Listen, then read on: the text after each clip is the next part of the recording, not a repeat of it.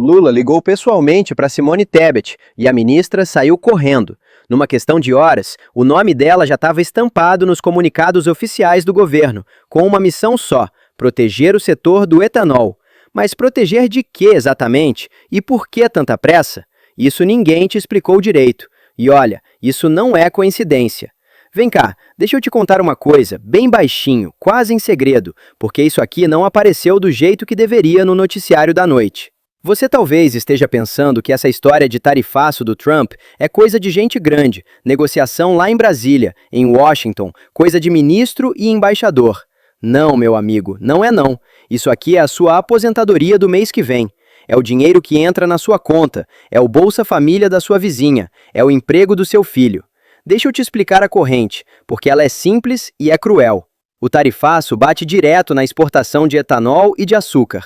As empresas exportam menos, faturam menos. Faturando menos, elas cortam vagas de emprego. Com menos gente empregada, o governo arrecada menos imposto. E quando o governo arrecada menos, adivinha o que acontece com o reajuste da aposentadoria, com o Bolsa Família, com os programas sociais que tanta gente depende para sobreviver? Imagina só o seu vizinho, lá do interior de São Paulo, um produtor rural que vive fornecendo cana-de-açúcar para a usina de etanol da região. De um dia para o outro, ele fica sabendo que a usina reduziu as compras em 30%. 30%, gente! Isso não é número em relatório de economista, não. Isso é o sustento de uma família inteira. É o medo de não saber se o mês que vem vai fechar a conta. E agora multiplica essa família por milhares, espalhadas pelo Brasil inteiro, todas vivendo esse mesmo aperto no peito. E agora vem comigo, presta atenção nas datas, porque as datas aqui contam uma história por si só.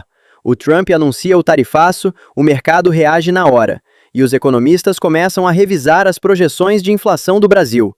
Só que não foi uma vez, não. Foi na primeira semana, foi na segunda semana e foi de novo na terceira semana seguida. Na primeira semana, foi um ajuste pequeno, quase ninguém prestou atenção. Na segunda semana, caiu de novo, e aí já ficou estranho. Na terceira semana, exatamente na terceira semana, foi que o Lula agiu. Ligou pessoalmente para Simone Tebet e mandou ela apresentar com urgência as medidas de proteção justamente para o setor do etanol. E aqui é onde começa o que é realmente interessante. Por que logo o etanol? Por que não o aço? Por que não a soja? Por que não a carne bovina? Setores que também sofrem com esse tarifaço? Por que é o etanol que ganha o ministro pessoal, escalado pelo próprio presidente, correndo para resolver? E enquanto o país inteiro fica de olho nos pronunciamentos oficiais, tem uma outra conversa acontecendo em paralelo, longe das câmeras. Nos grupos fechados de WhatsApp entre políticos, uma discussão diferente está rolando. E pessoas que tiveram acesso a esse material descrevem o comportamento dos participantes com uma única palavra: robotizado. Não é uma reação espontânea, não é emoção genuína. É robotizado, como se alguém já tivesse escrito o roteiro de respostas antes mesmo de qualquer pergunta ser feita. Coincidência? Eu, sinceramente, não acredito nisso. E olha, a partir daqui a coisa fica ainda mais séria, porque a pergunta que fica no ar é: quem realmente se beneficia com tudo isso?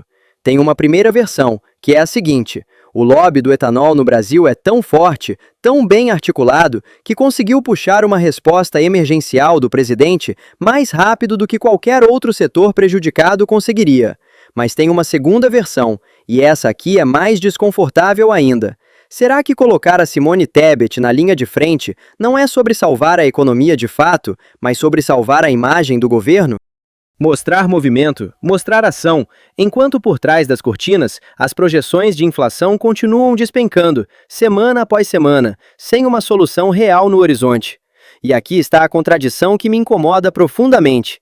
Se está tudo sob controle, por que precisaria de uma coordenação robotizada, de respostas em conversas fechadas? Por que alinhar um discurso único com tanta antecedência, se não há nada a esconder?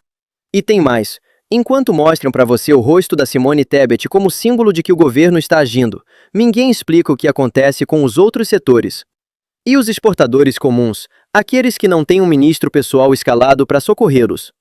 Esses ficam onde, exatamente? Vamos trazer isso para o seu bolso agora, porque é isso que interessa de verdade. Quando você ouve que a projeção de inflação caiu, parece bom, parece uma notícia positiva. Mas por trás disso, geralmente, tem uma economia desacelerando. Menos empregos sendo criados, menos imposto entrando nos cofres públicos, e o risco real de que o reajuste da sua aposentadoria e dos programas sociais seja adiado ou cortado, tudo em nome da chamada responsabilidade fiscal. A sua aposentadoria do INSS não é um número numa folha de papel. É o remédio que você compra, é a feira do mês, é a ajuda que você dá para o seu neto. Se essa guerra tarifária continuar corroendo a exportação e o governo continuar apagando incêndio aqui e ali, do jeito que fez agora com o etanol, uma pergunta fica no ar. Quem é o próximo da fila para o socorro? E quem vai ficar de fora, sem ajuda nenhuma? E pensa nos seus netos também, viu? Aqueles que estão procurando o primeiro emprego, principalmente nas regiões agrícolas que vivem do etanol e do açúcar. O que acontece com as chances deles se as usinas começarem a fechar postos de trabalho um atrás do outro? Agora deixa eu te mostrar 3 caminhos possíveis daqui para frente. No primeiro, o governo tenta estender essas operações de resgate para outros setores, só que o dinheiro não alcança todo mundo e começa uma disputa política para ver quem entra na fila primeiro. No segundo cenário, o tarifaço do Trump se mantém por muito tempo, as projeções de inflação continuam caindo semana após semana e o Brasil entra num período longo de incerteza no comércio exterior. E tem o terceiro cenário, esse sim o que mais me preocupa.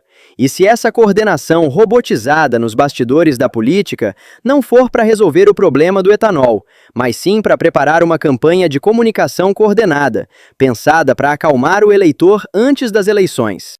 E é essa a pergunta final que fica para você refletir, depois de ouvir tudo isso. Será que a escalação da Simone Tebet foi mesmo um resgate real para o etanol, ou foi um resgate de imagem, bem calculado, às vésperas das urnas? Cada um vai puxar para um lado, porque tem argumento bom dos dois.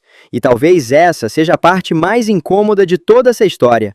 A certeza de que entre o que te mostram e o que realmente acontece por trás das portas do Planalto, sempre vai existir uma distância. E é você quem decide o quanto está disposto a atravessar ela.